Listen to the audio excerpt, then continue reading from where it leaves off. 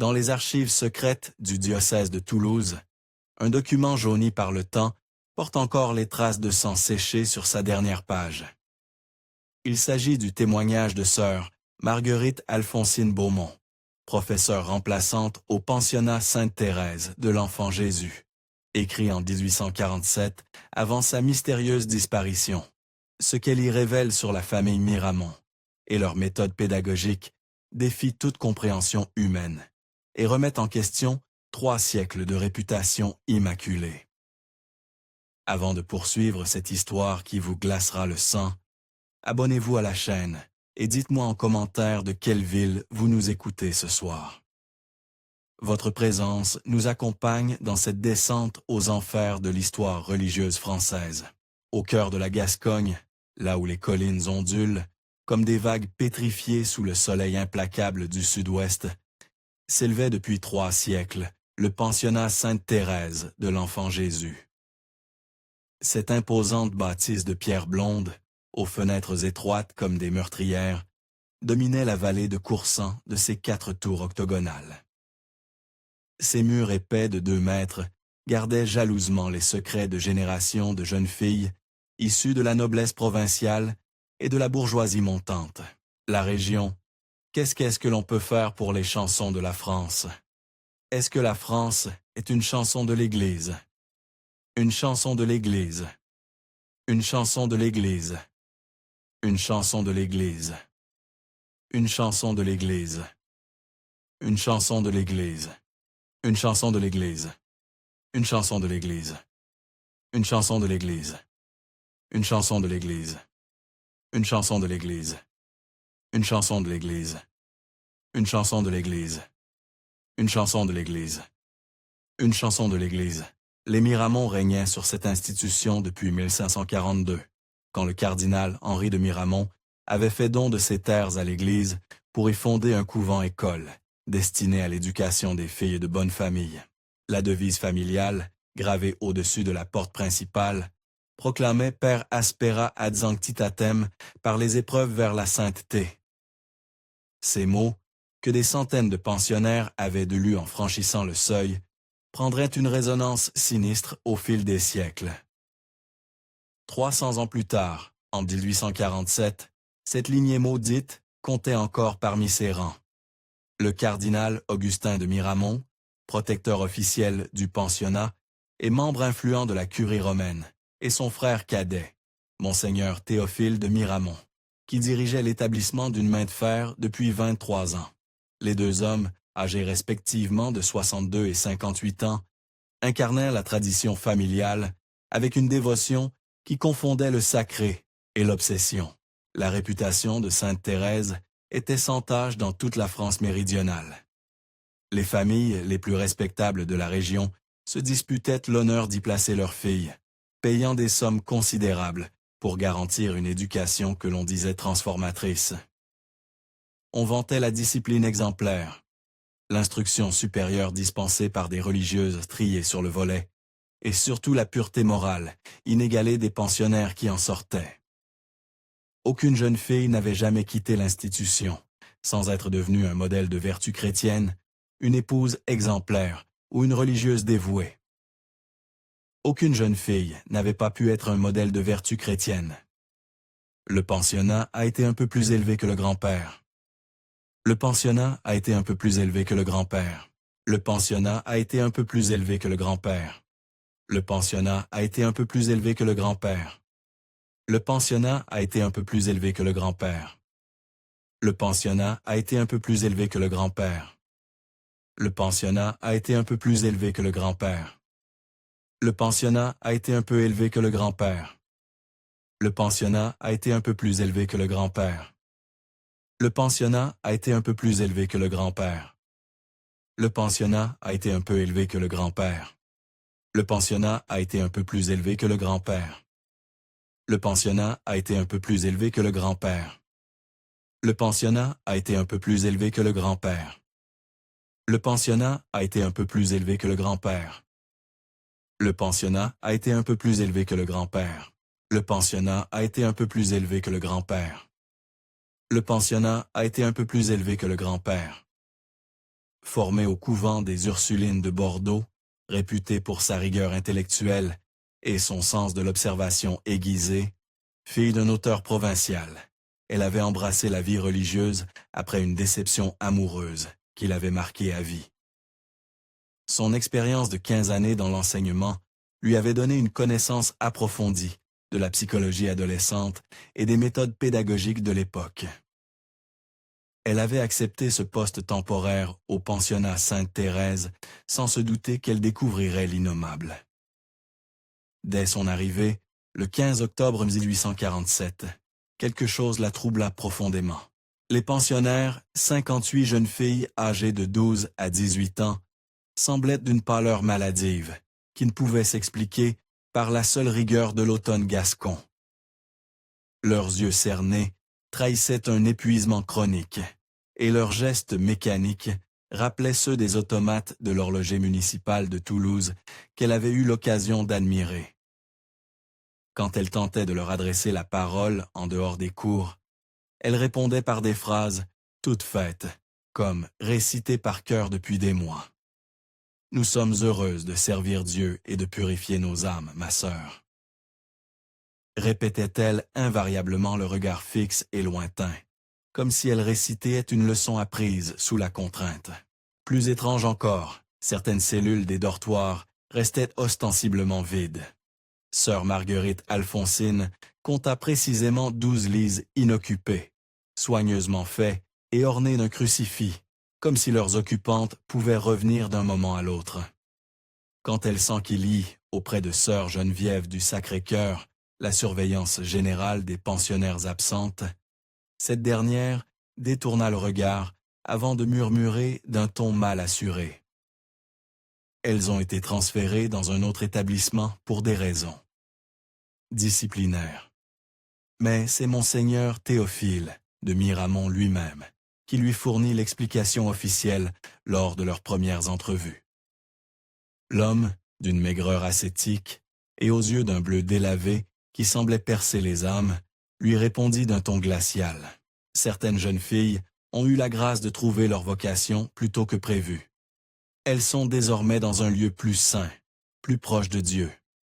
Leurs familles ont été informées de cette bénédiction et toutes ont exprimé leur joie de voir leur fille ainsi élue.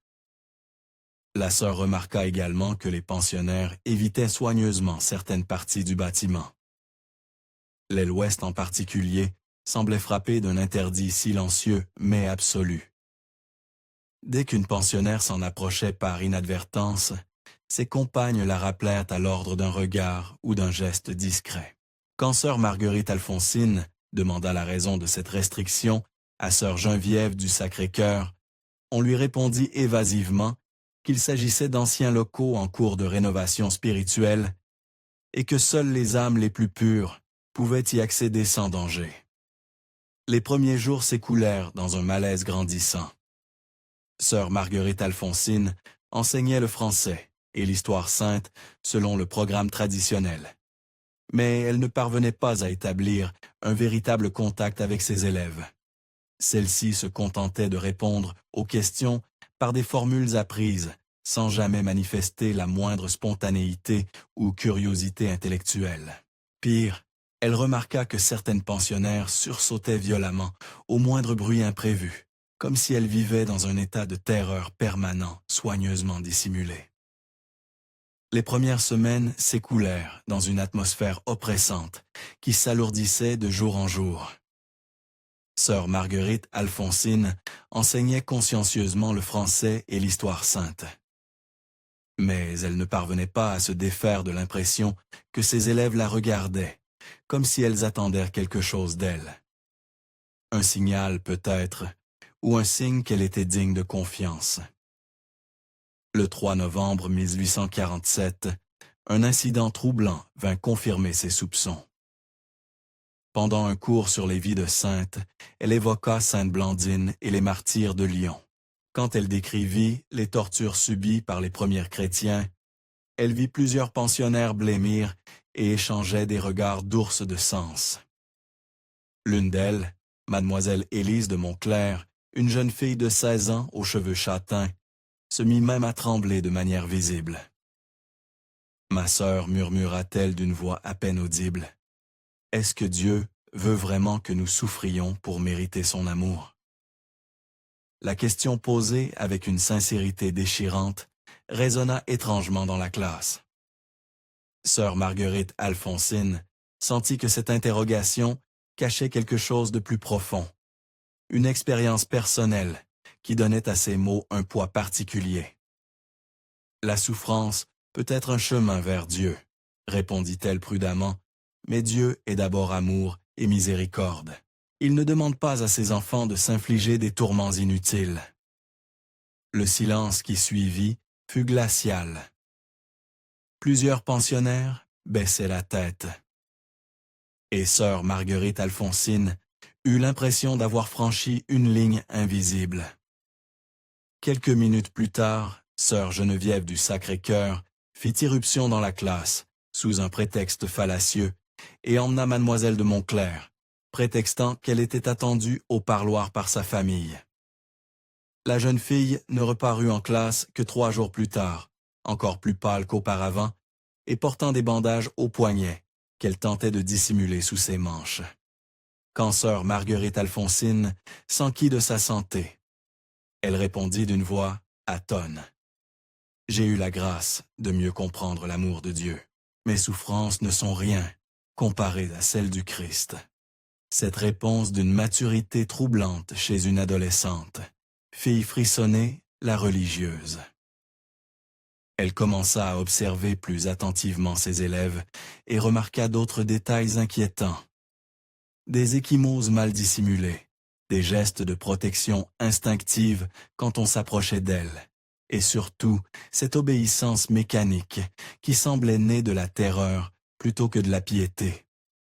Un soir, alors qu'elle corrigeait les copies dans sa cellule, elle entendit des pas feutrés dans le couloir. L'horloge de la chapelle venait de sonner 11 heures, heure à laquelle toute activité était censée avoir cessé dans l'établissement. Intriguée, elle entr'ouvrit sa porte et aperçut une procession silencieuse qui la glaça d'effroi.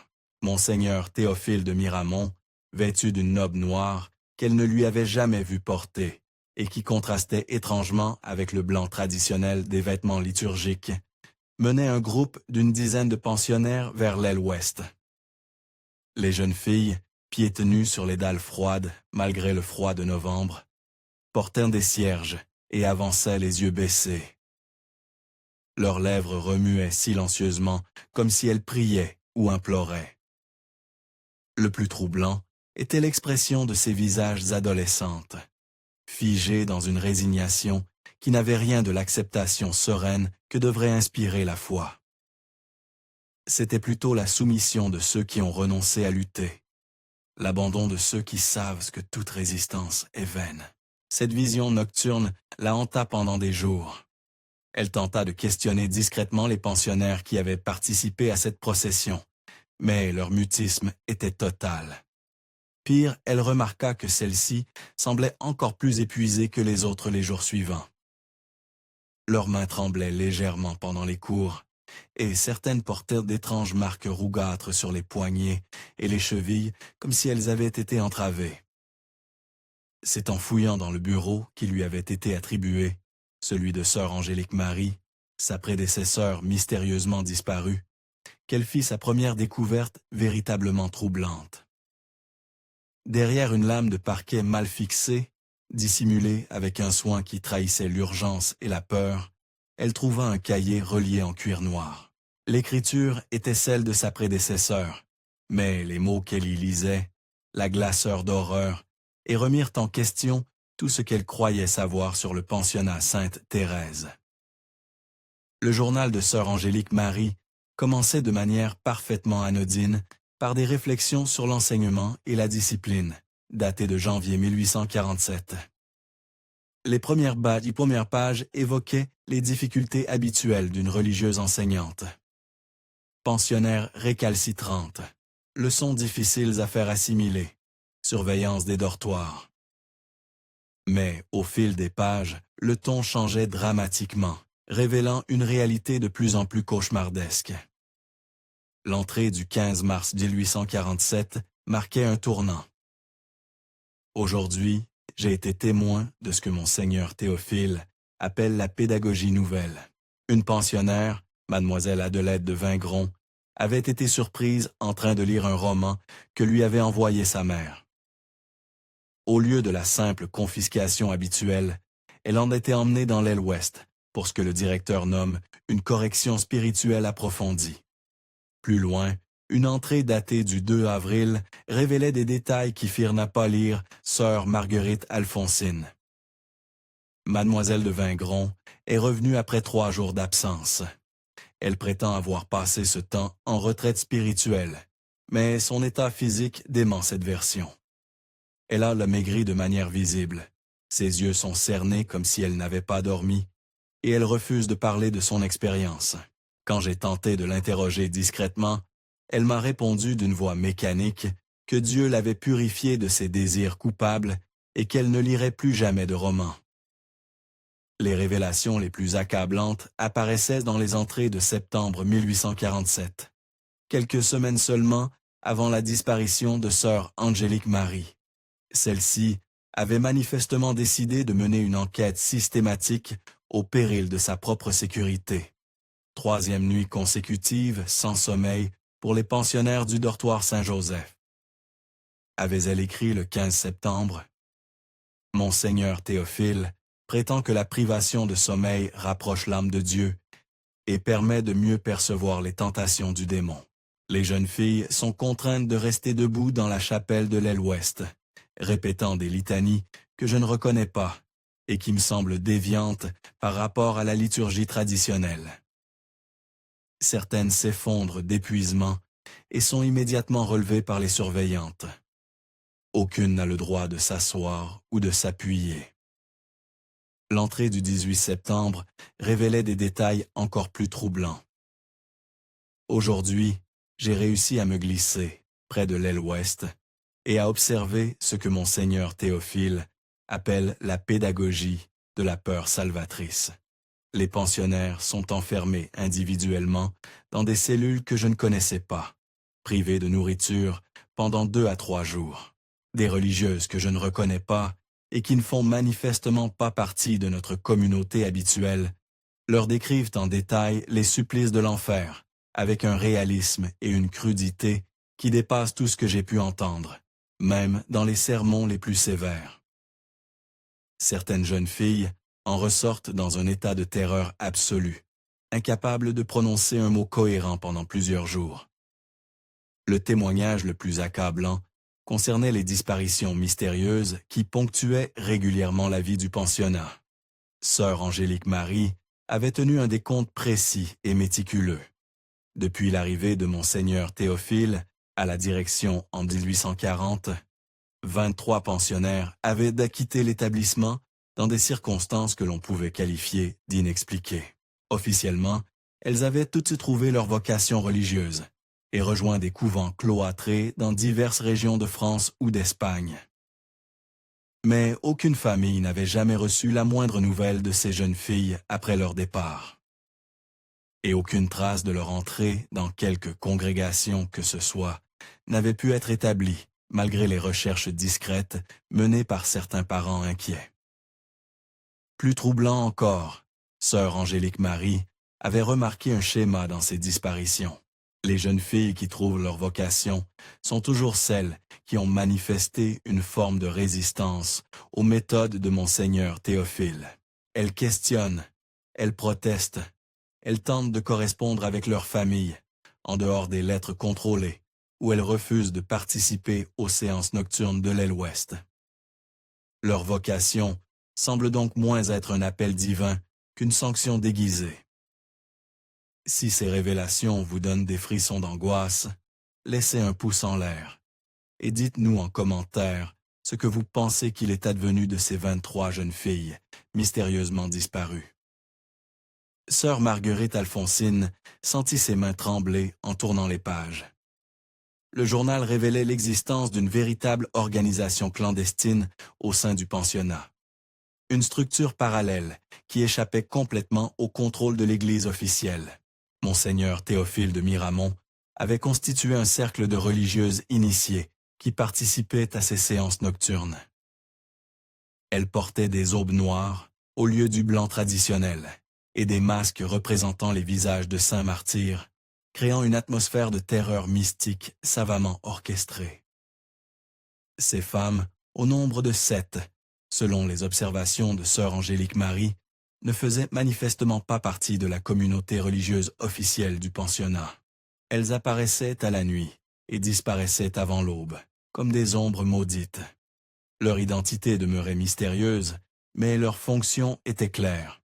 Briser psychologiquement les pensionnaires récalcitrantes par des méthodes qui relevaient davantage de la torture que de l'éducation religieuse. Le journal décrivait également l'existence d'un système de récompense et de punition d'une sophistication diabolique. Les pensionnaires dociles bénéficiaient de privilèges mineurs, mais significatifs dans l'univers carcéral du pensionnat. Nourriture légèrement meilleure. Autorisation de correspondre avec leur famille, accès à la bibliothèque. En revanche, celles qui manifestaient le moindre signe de rébellion étaient immédiatement isolées et soumises à un programme de rééducation qui les transformait en automates obéissants. La dernière entrée du journal, datée du 28 septembre 1847, était particulièrement troublante. J'ai découvert l'existence de registres secrets tenus par Monseigneur Théophile. Ces documents, cachés dans une crypte sous l'aile ouest, contiennent des détails précis sur les méthodes impliquées à chaque pensionnaire. Il y a des fiches d'évaluation qui traitent ces jeunes filles comme des sujets d'expérience. Je dois absolument me procurer ces registres et les transmettre aux autorités ecclésiastiques supérieures. Mais je sens que ma présence ici devient dangereuse. Monseigneur Théophile me regarde étrangement depuis quelques jours, et j'ai surpris des conversations chuchotées qui s'interrompent à mon approche. Si quelque chose m'arrive, que ce journal serve de témoignage. La vérité doit être révélée, quoi qu'il m'en coûte. Cette dernière phrase résonna comme un pressentiment funeste. Sœur Angélique Marie avait disparu moins d'une semaine plus tard, officiellement rappelée au chevet d'une famille mourante qui, sœur Marguerite Alphonsine, en était maintenant certaine, n'avait jamais existé. Armée de ces révélations terrifiantes, sœur Marguerite Alphonsine décida de reprendre l'enquête, là où sa prédécesseur l'avait laissée. Elle profita d'une nuit du 20 novembre, où Monseigneur Théophile s'était absenté pour se rendre à Toulouse afin d'explorer l'aile ouest interdite. Ce qu'elle y découvrit dépassait ses pires appréhensions et confirmait les soupçons les plus noirs que lui avait inspirés le journal de sœur Angélique Marie. L'aile ouest abritait une véritable prison, déguisée en lieu de retraite spirituelle. Les cellules, dont les portes étaient munies de lourds verrous de fer forgé, ne contenaient pour tout mobilier qu'un prie-dieu de bois brut et une couchette sans matelas ni couverture. Les murs étaient couverts de fresques représentant les supplices de l'enfer, peintes avec un réalisme saisissant qui trahissait un talent artistique perverti au service de la terreur. Ces œuvres, d'une précision anatomique troublante, montrèrent des données subissantes des tortures raffinées, sous le regard impassible de démons au visage étrangement familier. Des instruments de pénitence, cilices, discipline, chaînes, ceintures cloutées, pendaient au mur comme des trophées macabres. Mais ce qui glaça véritablement sœur Marguerite Alphonsine, c'est qu'elle reconnut parmi ces objets de torture certains accessoires qu'elle avait vus porter par des pensionnaires particulièrement pieuses lors des offices. Ce qu'elle avait pris pour des signes de dévotion exceptionnelle révélait sa véritable nature. Des instruments de soumission par la douleur. Dans l'une des cellules, elle découvrit des traces de sang séché sur les murs de pierre et des inscriptions gravées au couteau. Des mots désespérés en français, mais aussi en latin et même en grec ancien, trahissant le niveau d'éducation de leurs auteurs. Mater, libera nous, Mère, délivre-nous, Deus, Curme, de reliquisti, Dieu, pourquoi m'as-tu abandonné? Et plus troublant encore, nos sumus vigenti, trait, Nous sommes 23, chiffre qui correspondait exactement au décompte établi par sœur Angélique Marie. Mais c'est dans la chapelle de l'aile ouest que sœur Marguerite Alphonsine, la découverte la plus horrifiante. Cette chapelle consacrée officiellement à Saint-Barthélemy, patron des martyrs écorchés vifs, présentait une architecture déroutante. L'autel, au lieu d'être orienté vers l'est selon la tradition, faisait face au nord, direction associée dans la symbolique chrétienne aux forces des ténèbres. Les vitraux, au lieu de représenter des scènes édifiantes, montraient des martyrs dans leurs derniers instants, avec une insistance morbide sur la souffrance physique. Derrière l'autel, dissimulé par une tapisserie représentant le supplice de Sainte Agathe, une trappe menait à une crypte souterraine. Les marches de pierre usées témoignaient d'un passage fréquent, et l'air vicié qui s'en échappait portait une odeur de moisi et d'œuf, quelque chose de plus inquiétant. Une odeur douceâtre et écœurante, que sœur Marguerite Alphonsine ne parvenait pas à identifier, mais qui lui soulevait le cœur. Dans cette crypte, éclairée par des sièges de cire noire, elle découvrit les registres secrets mentionnés dans le journal de sœur Angélique Marie. Ces documents, méticuleusement tenus par monseigneur Théophile lui-même, dans une écriture gothique serrée, révélaient l'existence d'un véritable programme de rééducation spirituelle impliqué aux pensionnaires jugés récalcitrantes ou impures. Les méthodes décrites glacèrent le sang par leur froideur clinique et leur sophistication psychologique. Le premier registre, intitulé « Protocole de purification », détaillait des techniques de conditionnement qui n'avaient de rien à envier aux méthodes développées dans les asiles d'aliénés les plus sinistres de l'époque. Privation de sommeil et de nourriture, exposition à des températures extrêmes, séances de terreur psychologique où les jeunes filles étaient confrontées à des mises en scène de leur propre mort, tout était consigné avec une précision scientifique révoltante. Les registres contenaient également des fiches d'évaluation pour chaque pensionnaire passé par le système de purification. Sœur Marguerite Alphonsine eut des commentaires d'une froideur clinique qui la révoltèrent. Sugénuré 47, Élise de Montclair, résistance aux méthodes traditionnelles, attachement persistant aux lectures profanes, recommandations, transfert en cellule d'isolement prolongé avec exposition aux fresques punitives, durée prévisionnelle 15 jours, ou encore Sugen Neroïla 23, Adelaide de Vigneron, signe de défaillance mentale après 3 semaines de traitement intensif. Hallucination auditive confirmée. Évolution favorable vers la soumission totale. Maintenir la surveillance psychologique. Le plus troublant était la froideur avec laquelle ces documents traitaient de la destruction méthodique de personnalités adolescentes. Chaque pensionnaire était réduit à un numéro, ses réactions analysées comme celles d'un cobaye de laboratoire, ses résistances brisées par des méthodes d'une cruauté raffinée.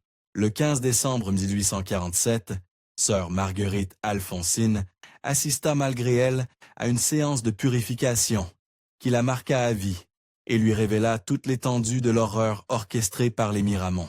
Cachée dans l'ombre d'un pilier de la crypte, elle vit monseigneur Théophile et ses complices soumettre une jeune fille de 16 ans, mademoiselle Joséphine de Bourgard, à un rituel d'une cruauté inouïe qui dépassait tout ce qu'elle avait pu imaginer. Mademoiselle de Bourgard, fille d'un baron de la région, avait été surprise en possession d'une lettre d'amour écrite par le fils du notaire de son village natal. Cette correspondance innocente, découverte lors d'une fouille systématique des affaires personnelles, avait été considérée par monseigneur Théophile comme un signe d'impureté morale nécessitant une intervention drastique. La pensionnaire accusée d'avoir souillé son âme par des pensées charnelles était contrainte de revivre sa faute devant une assemblée de religieuses masquées dans la chapelle souterraine. Mais cette reconstitution prenait la forme d'un véritable cauchemar éveillé, d'une mise en scène théâtrale, conçue pour détruire psychologiquement la jeune fille.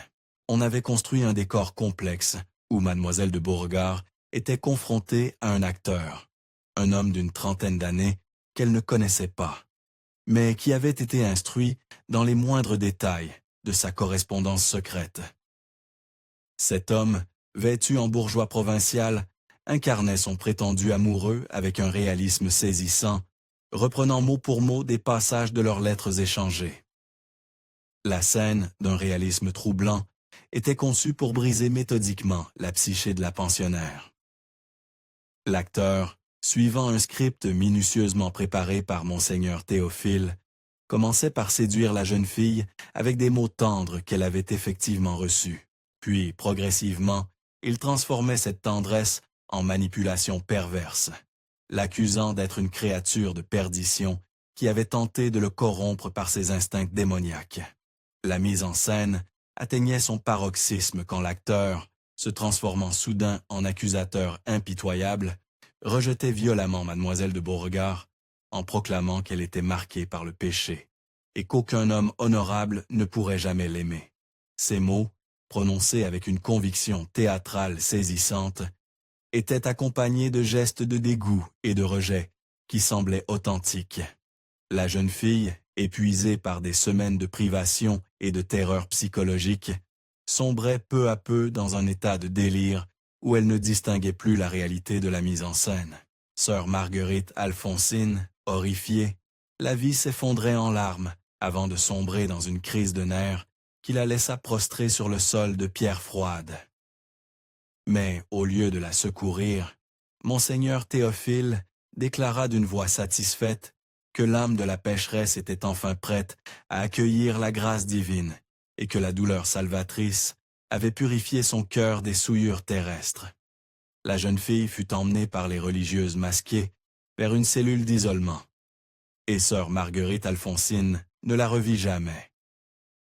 Le lendemain matin, quand elle s'enquille discrètement de Mademoiselle de Beauregard auprès de sœur Geneviève du Sacré-Cœur, on lui répondit avec le sourire « B.A.», des bien-pensants que la jeune fille avait trouvé sa vocation au cours de la nuit et rejoint un couvent contemplatif dans les Pyrénées.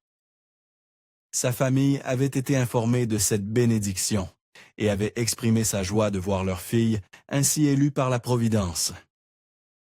Mais sœur Marguerite Alphonsine avait lu dans les registres secrets que cette même phrase, mot pour mot, avait été utilisée pour expliquer les 23 autres disparitions. Elle comprit avec une horreur grandissante qu'elle venait d'assister à la dernière étape d'un processus de destruction systématique qui transformait des jeunes filles vivantes en vocations mystérieuses. Cette nuit-là, elle ne put fermer l'œil. Les images de Mademoiselle de Beauregard brisées par cette mise en scène diabolique la hantaient. Elle réalisa que derrière la façade respectable du pensionnat Sainte-Thérèse se cachait une machine à broyer les âmes, dirigée par des hommes qui avaient perverti leur mission religieuse au service d'obsessions malsaines. Au cours des jours suivants, elle tenta de rassembler d'autres preuves, interrogeant discrètement les pensionnaires les plus jeunes qui n'avaient pas encore été initiés aux méthodes de l'aile ouest. Ce qu'elle apprit la convaincut que l'horreur était encore plus profonde qu'elle ne l'avait imaginé. Les nouvelles arrivantes subissaient un processus de conditionnement progressif. D'abord, on les isolait de leurs compagnes, sous prétexte d'adaptation.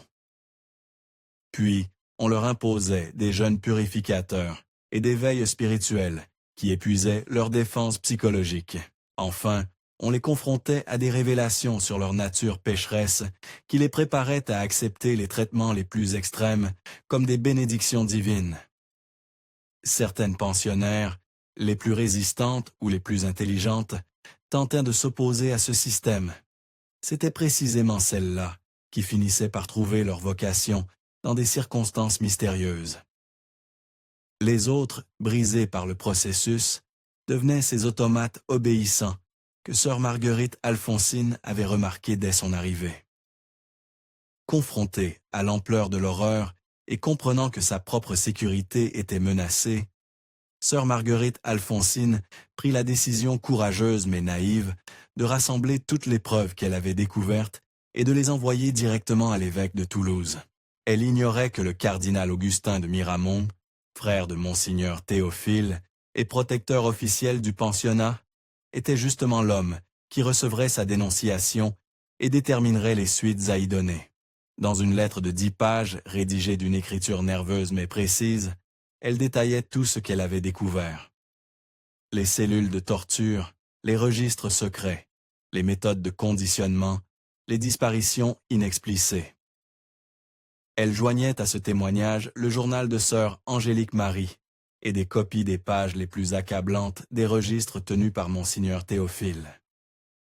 Monseigneur, écrivit-elle en conclusion, je place ma confiance en la justice divine et en votre haute autorité morale.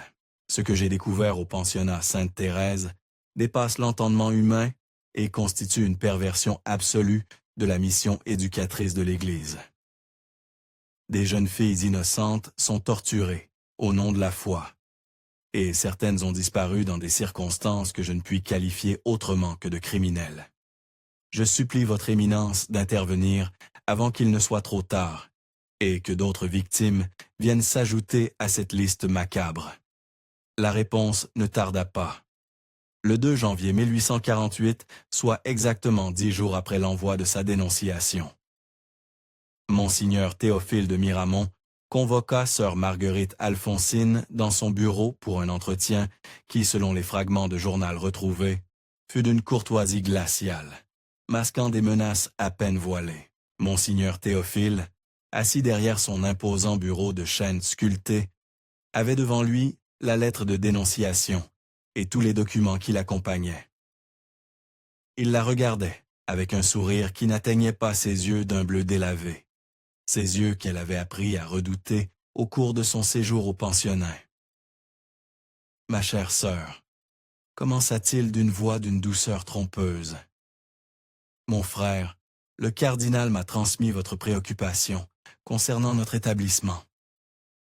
Je dois dire que votre imagination vous a mené sur des chemins bien sombres. » Il lui expliqua avec une patience condescendante que sa sensibilité excessive l'avait mené à mal interpréter des méthodes pédagogiques, certes strictes, mais parfaitement conformes à la tradition séculaire de l'Église et aux enseignements des pères de l'Église sur la nécessité de mortifier la chair pour élever l'âme. Les jeunes filles qui nous sont confiées, poursuivit-il, arrivent souvent corrompues par l'esprit du siècle, imprégnées d'idées romantiques et de désirs terrestres qui éloignent leur âme de Dieu. Notre mission est de les purifier, de les ramener sur le chemin de la vertu. Certes, nos méthodes peuvent paraître sévères aux esprits non initiés, mais elles ont fait leur preuve depuis 3 siècles. Quand sœur Marguerite Alphonsine tenta de l'interrompre pour évoquer les disparitions et les tortures qu'elle avait observées. Monseigneur Théophile leva une main impérieuse, et son ton se fit plus ferme. Quant aux jeunes filles qui ont trouvé leur vocation religieuse, dit-il, c'est là le plus beau fruit de notre œuvre éducatrice. Elles ont compris que le monde ne pouvait leur offrir que déception et péché, et elles ont choisi de consacrer leur vie au service de Dieu dans des couvents contemplatifs, où leur sainteté peut s'épanouir loin des tentations du siècle. Il lui proposa alors un transfert honorable vers un couvent des Ursulines de Bretagne, où elle pourrait retrouver la paix de l'âme dans la méditation et la prière, loin des agitations qui troublent votre jugement. Face à son refus catégorique, le masque de courtoisie tomba et le véritable visage de l'homme apparut. « Vous êtes une femme intelligente, ma sœur. » Lui, dit-il, d'une voix devenue glaciale. « Vous comprenez certainement que certaines vérités ne sont pas bonnes à dire. L'Église a ses mystères et la famille Miramont a ses traditions. Depuis 3 siècles, nous œuvrons pour la plus grande gloire de Dieu à notre manière, avec l'approbation des plus hautes autorités ecclésiastiques.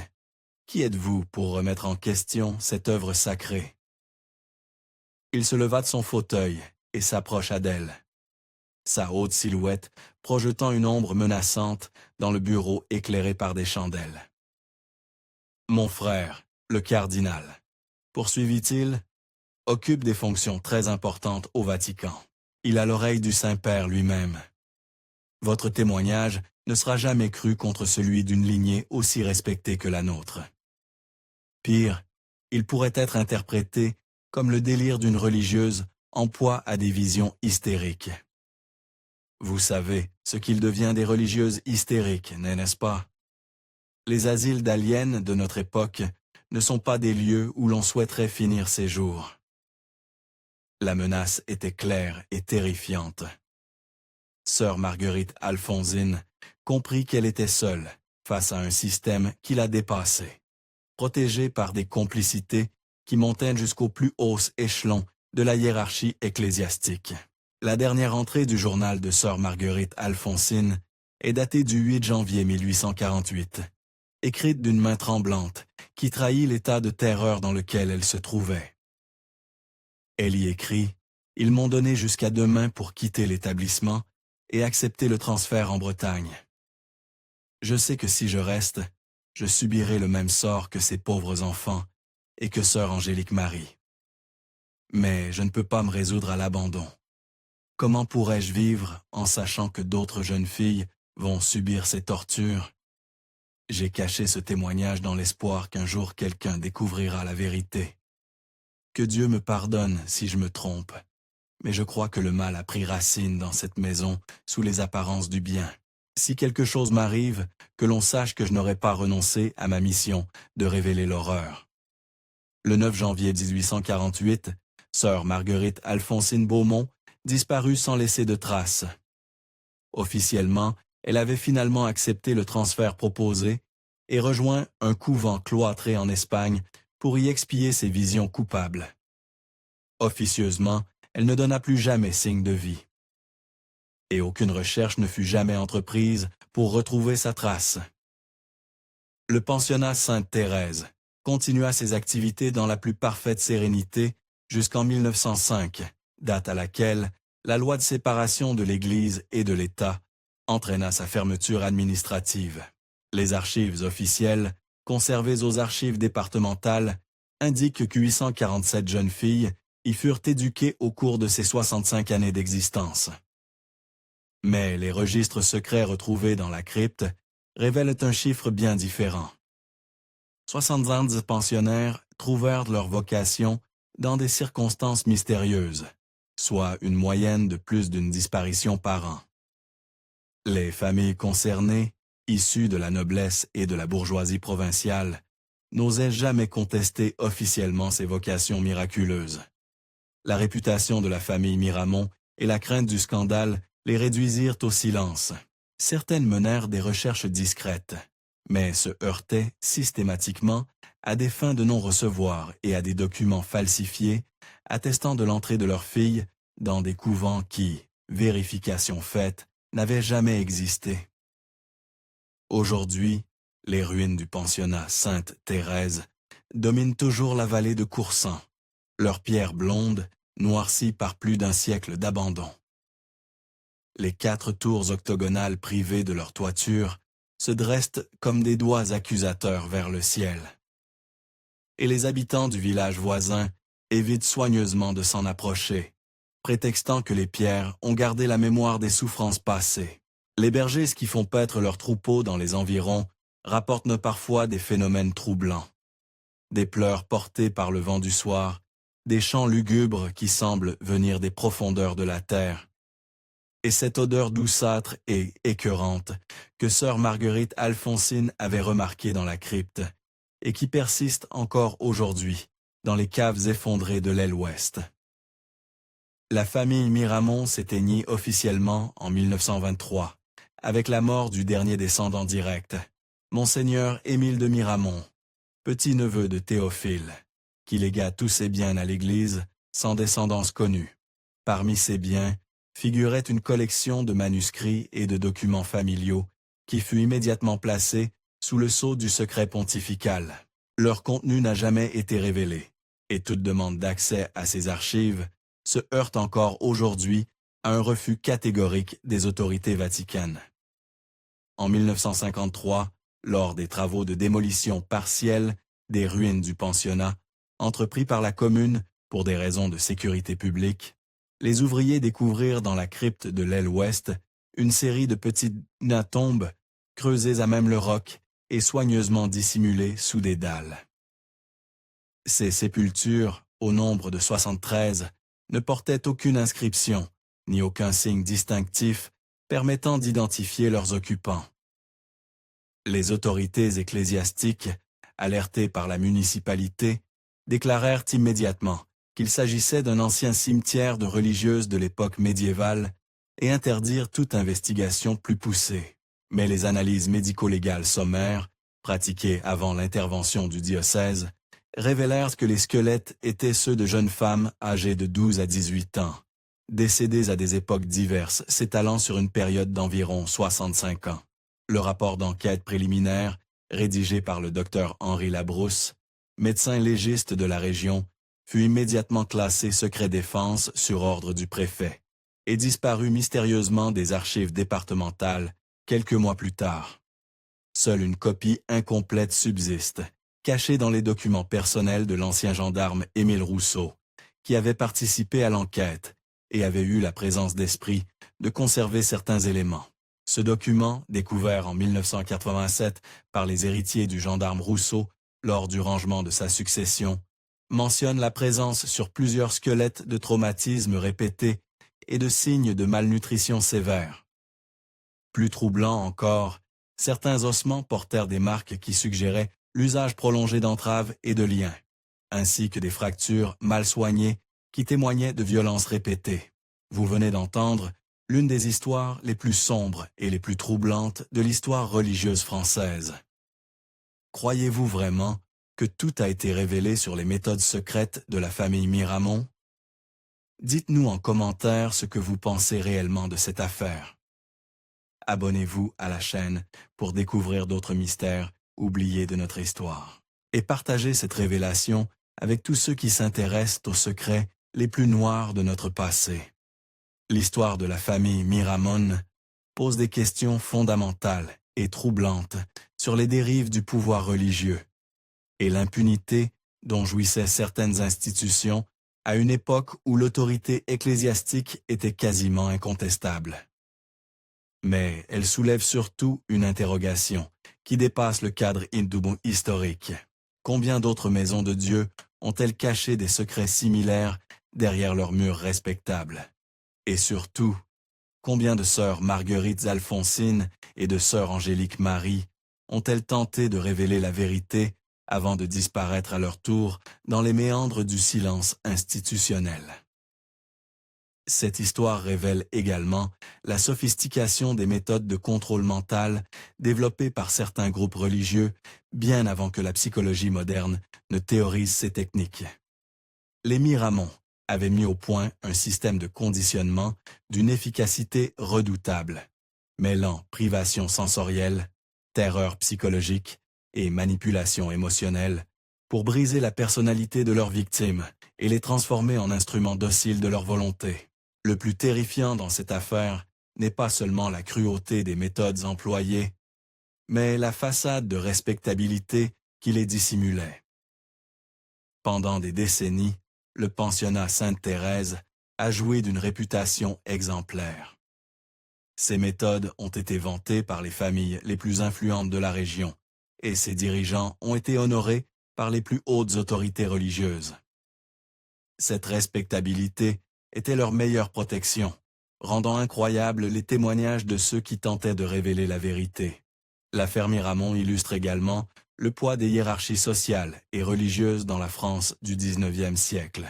Face à une famille jouissant de protection au plus haut niveau, les témoins isolés n'avaient aucune chance d'être entendus.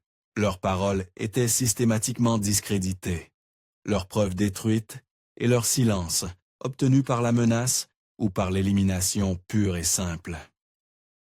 Cette nuit, quand vous fermerez les yeux, vous penserez peut-être à ces 73 jeunes filles qui, il y a près de 2 siècles, ont connu l'enfer sous les apparences du paradis.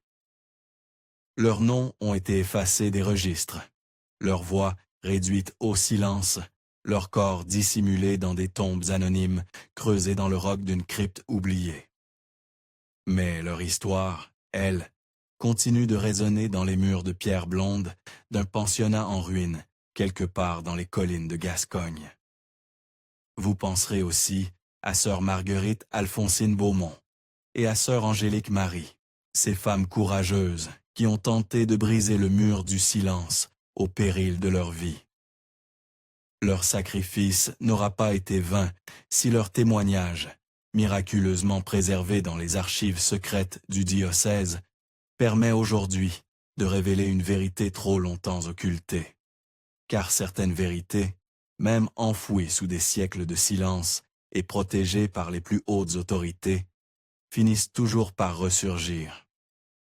Et la famille Miramont, malgré tous ses efforts pour emporter ses secrets dans la tombe, n'a pas réussi à faire disparaître définitivement les traces de ses crimes. Aujourd'hui encore, des questions demeurent sans réponse. Que sont devenues exactement ces 73 jeunes filles? Comment ont-elles trouvé la mort? Leurs familles ont-elles vraiment cru aux explications officielles? Ou ont-elles été contraintes au silence par des moyens que nous ne pouvons qu'imaginer? Et surtout, d'autres institutions similaires ont-elles existé, dirigées par d'autres familles aussi respectables en apparence que les Miramont? Les archives du Vatican renferment peut-être les réponses à ces questions. Mais tant que les documents de la famille Miramont resteront sous le sceau du secret pontifical, une partie de la vérité demeure cachée. Et quelque part, dans les ruines silencieuses du pensionnat Sainte-Thérèse, le vent continue de porter les échos d'une tragédie que l'histoire officielle a préféré oublier.